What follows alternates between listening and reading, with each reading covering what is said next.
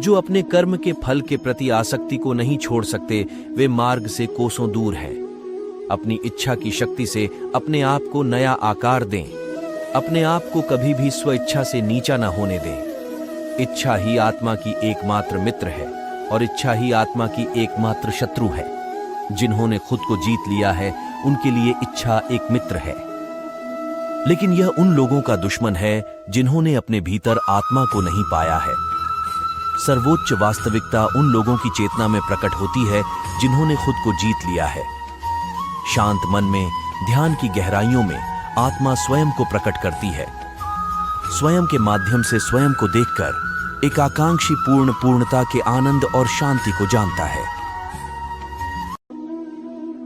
कोई भी जो अच्छा काम करता है, उसका कभी भी बुरा अंत नहीं होगा, न तो यहां और न ही आने वाले युग में।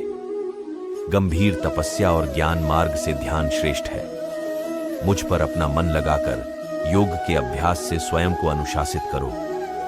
मैं उन लोगों के लिए हमेशा मौजूद हूं जिन्होंने मुझे हर प्राणी में महसूस किया है। व्यक्ति जो चाहे बन सकता है यदि वह विश्वास के साथ इच्छित वस्तु पर लगातार चिंतन करे।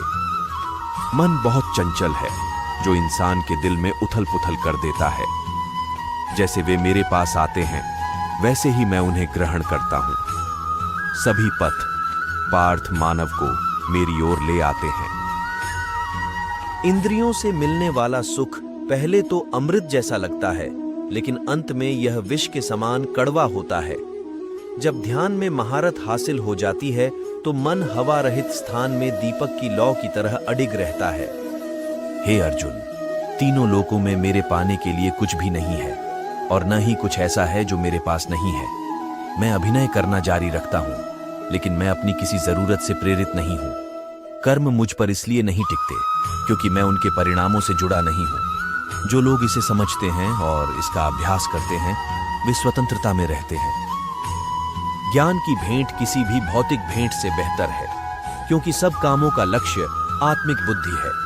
जैसे आग की गर्मी लकड़ी को राख कर देती है, वैसे ही ज्ञान की आग सभी कर्मों को भस्म कर देती है। अपना काम हमेशा दूसरों के कल्याण को ध्यान में रखकर करें। अप्राकृतिक कर्म बहुत तनाव पैदा करता है। हर व्यक्ति का विश्वास उसकी प्रकृति के अनुसार होता है। मैं उन्हें ज्ञान देता हूं जो सदा मुझसे जुड़े रहते हैं और जो मुझसे प्रेम करते हैं। मेरी कृपा से कोई सभी कर्तव्यों का निर्वाह करते हुए भी बस मेरी शरण में आकर अनंत अविनाशी निवास को प्राप्त करता है। बुद्धिमान व्यक्ति कामुक सुख में आनंद नहीं लेता।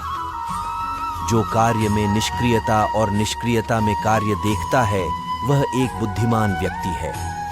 मैं धरती की मधुर सुगंध हूँ, मैं अग्नि की ऊष्मा हूँ, मैं ही सभी जीवित प्राणियों का जीवन भी और मैं ही सन्यासियों का आत्मसंयम हूँ। तुम उसके लिए शोक करते हो जो शोक करने के योग्य नहीं है और फिर भी ज्ञान की बातें करते हो। बुद्धिमान व्यक्ति ना जीवित और ना ही मृत व्यक्ति के लिए शोक करते हैं। बुद्धिमान व्यक्ति को समाज कल्याण के लिए बिना आसक्ति के काम करना चाहिए। कर्म मुझे बांधता नहीं, क्योंकि मुझे कर्म के प्रतिफल की कोई इच्छा नहीं। कर्म योग वास्तव में एक परम रहस्य है। कर्म उसे नहीं बांधता जिसने काम का त्याग कर दिया है। अपने अनिवार्य कार्य करो, क्योंकि वास्तव में कार्य करना निष्क्रियता से बेहतर है। आत्मज्ञान की तलवार से काटकर अपने हृदय से अज्ञान के संदेह को अलग करके अनुशासित बनो। मनुष्य अपने विश्वास से निर्मित होता है। जैसा वो विश्वास करता है, वैसा वो बन जाता है। इस जीवन में मनुष्य न तो कुछ खोता है और न ही कुछ व्यर्थ होता है। मन अशांत है और उसे नियंत्रित करना कठिन है, लेकिन अभ्यास से इसे वश में किया जा सकता है। केवल मन ही किसी का मित्र और शत्रु होता है। व्यक्ति या जीव का कर्म ही उसके भाग्य का निर्माण करता है। जब मानव अपने कार्य में आनंद खोज लेता है, तब वह पूर्णता प्राप्त कर लेता है। नरक के 3 द्वार वासना, क्रोध और लालच हैं। क्रोध से भ्रम पैदा होता है, भ्रम से बुद्धि व्यग्र होती है। जब बुद्धि व्यग्र होती है, तब तर्क नष्ट हो जाता है। जब तर्क नष्ट होता है, तब व्यक्ति का पतन हो जाता है। सदैव संदेह करने वाले व्यक्ति के लिए प्रसन्नता ना इस लोक में है, ना ही कहीं और। मन की गतिविधियों, होश, श्वास और भावनाओं के माध्यम से भगवान की शक्ति सदा तुम्हारे साथ है और लगातार तुम्हें बस एक साधन की तरह प्रयोग करके सभी कार्य कर रही है। ज्ञानी व्यक्ति ज्ञान और कर्म को एक रूप में देखता है, वही सही मायने में देखता है। प्रबुद्ध व्यक्ति के लिए गंदगी का ढेर, पत्थर और सोना सभी एक समान है। निर्माण केवल पहले से मौजूद चीजों का प्रक्षेपण है। उससे मत डरो जो वास्तविक नहीं है, न कभी था न कभी होगा। जो वास्तविक है वो हमेशा था और उसे कभी नष्ट नहीं किया जा सकता।